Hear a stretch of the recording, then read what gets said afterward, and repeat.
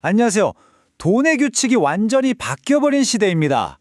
오늘 한 전문가의 날카로운 분석을 통해서 이 혼란스러운 세상에서 어떻게 내 돈을 지키고 또 불려나갈 수 있는지 그 생존 전략을 속 시원하게 알려드리겠습니다. 혹시 이런 생각 해보신 적 없으세요?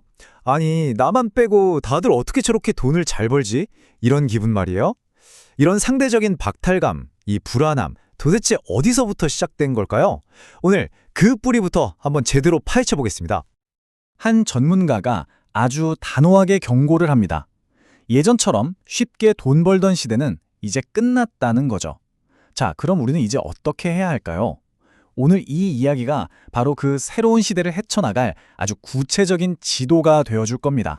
자, 첫 번째 파트입니다. 바로 새로운 경제의 현실. 왜 이렇게 모든 게 다르게 느껴지는가 하는 거죠. 지금 우리가 느끼는 이 경제적인 어려움 있잖아요. 이게 단순히 내 문제가 아니라는 겁니다. 훨씬 더 큰 이 세계적인 변화의 흐름 속에서 우리가 지금 어디에 서 있는지 그걸 한번 짚어보겠습니다. 사실 이 모든 문제의 시작점은 놀랍게도 바로 인구입니다. 전문가의 분석에 따르면 젊은 인구가 줄어드는 것, 이게 바로 경제 성장의 발목을 꽉 잡는 가장 큰 원인이라는 거예요.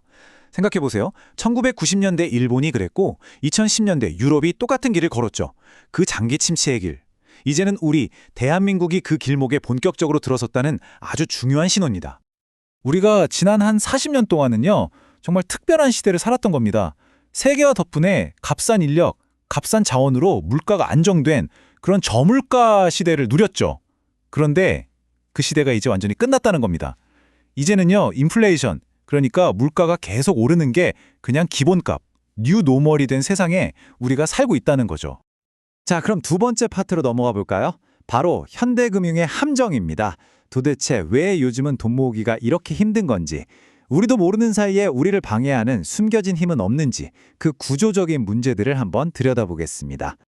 자, 공식 통계를 한번 볼까요? 우리나라 사람 한 명당 평균 순 자산이 무려 2억 5천만 원이라고 합니다. 근데 여러분, 솔직히 이 숫자가 현실적으로 와 닿으시나요? 바로 이겁니다. 이게 바로 그 유명한 평균의 함정이라는 거죠. 저 2억 5천이라는 숫자는요, 사실 소수의 엄청난 부자들이 확 끌어올린 말 그대로 그냥 평균값일 뿐이에요. 우리의 진짜 현실을 보려면 중위값을 봐야 합니다. 이게 뭐냐면 전 국민을 재산 순서대로 쫙 줄 세웠을 때 딱 전 가운데 있는 사람의 재산이에요. 그게 얼마냐? 평균의 절반도 안 되는 1억 원 수준입니다. 이게 바로 우리 대부분이 피부로 느끼는 진짜 현실인 거죠.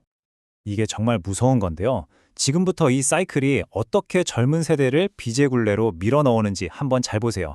자, 먼저 경제 위기가 터집니다. 그럼 중앙은행은 돈을 막 찍어내서 시장에 풀죠? 근데 이 돈이 누구한테 갈까요? 바로 값싼 이자로 돈을 빌릴 수 있는 부자들한테 먼저 갑니다. 그럼 그들은 그 돈으로 뭘 할까요? 그렇죠. 부동산 같은 자산을 막 사들여요. 그럼 자산 가격은 폭등하고 자산 격차는 순식간에 하늘과 땅 차이로 벌어지는 겁니다. 여기서 끝이 아니에요.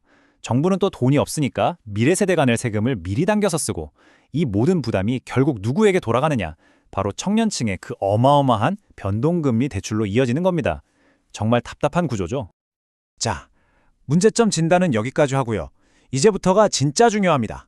그럼 이 복잡한 상황에서 우리는 뭘 해야 하는가? 그 해결책을 이야기해봐야죠. 세 번째 파트에서는 이 완전히 새로운 경제 게임에서 살아남고 또 이기기 위한 핵심 원칙들을 알려드리겠습니다. 바로 이겁니다. 이게 바로 핵심 전략이에요. 아주 단순하지만 어떤 인플레이션과 불확실성 속에서도 버텨낼 수 있는 강력한 포트폴리오 구성안이죠. 핵심은 간단합니다. 내 자산의 절반은 안전자산인 달러 기반 자산에 넣어두고 또 10%는 위기 상황에서 최고의 보험이 되어줄 금으로 채워서 방어력을 최대한으로 끌어올리는 겁니다.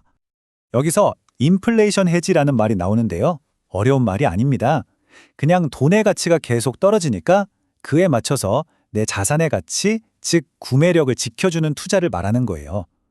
예전에는 뭐 하면 좋고 안 해도 그만인 선택사항이었을지 모르지만 이젠 아닙니다. 물가 상승의 기본이 된 지금 시대에는요. 이건 선택이 아니라 생존을 위한 필수 전략이 된 거죠. 핵심은 아주 명확합니다. 서로 반대로 움직이는 자산을 함께 가지고 있는 거예요. 마치 시소처럼요. 경기가 좋아서 주식 같은 자산이 쭉쭉 올라갈 때는 좋지만 반대로 경기가 나빠져서 주식이 곤두박질 칠 때가 있잖아요. 바로 그럴 때 금 같은 안전자산은 오히려 가치가 오르면서 내 포트폴리오 전체가 와르르 무너지는 걸 막아주는 든든한 방패 역할을 해주는 겁니다. 자, 이제 마지막 파트입니다. 이론은 알겠는데 그럼 이걸 어떻게 실천하느냐가 중요하겠죠? 그동안 이야기한 원칙들을 머리로만 아는 게 아니라 우리 몸에 완전히 익숙한 습관으로 만드는 법, 그 구체적인 행동 지침을 알아보겠습니다. 전문가가 특히 젊은 세대에게 강조하는 게 있습니다. 여러분의 가장 큰 자산은 지금 당장 손에 쥔 돈이 아니라 바로 시간이라는 겁니다. 그래서 이제는요, 매일 시세창 보면서 단기 수익 쫓느라 시간과 에너지를 낭비하는 재테크가 아니라 투자는 시스템에 맡겨서 자동으로 굴러가게 만들고 그렇게 확보한 소중한 시간을 나 자신에게, 내 성장에 투자하는 시테크로 생각을 완전히 바꿔야 한다는 거죠. 그럼 그 시스템을 어떻게 만드냐? 아주 간단한 3단계면 충분합니다. 자, 첫 번째, 앞에서 말한 원칙대로 나만의 투자 비율을 정하세요. 두 번째, 매달 월급의 몇 %를 투자할지 딱 정하는 겁니다. 그리고 마지막 세 번째, 그냥 자동이체, 자동 투자를 설정해놓고 잊어버리세요. 시장에 오르든 내리든 너무 신경 쓰지 마시고 그 시간에 여러분의 본업과 성장에 온전히 집중하는 겁니다. 이 비유가 정말 와닿는데요. 한번 생각해보세요. 아주 건강한 숲은 온갖 종류의 나무와 풀, 동물들이 어우러져 있죠? 그래서 어떤 가뭄이나 폭풍우가 와도 쉽게 무너지지 않습니다. 우리 포트폴리오도 똑같습니다. 바로 이 다양성이 있어야 어떤 경제 위기가 닥쳐도 버텨내고 다시 일어설 수 있는 강한 회복 탄력성을 갖게 되는 거죠.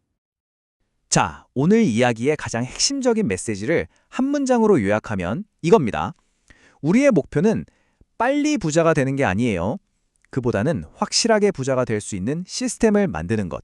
바로 이겁니다. 마지막으로 이 질문을 스스로에게 한번 던져보셨으면 합니다. 나의 재정 계획, 나의 투자 방식은 혹시 아직도 과거의 세상, 그 낡은 규칙에 갇혀 있진 않나요? 아니면 이 완전히 달라진 새로운 세상을 제대로 준비하고 있나요? 여러분의 현명한 선택과 성공적인 경제적 여정을 진심으로 응원하겠습니다.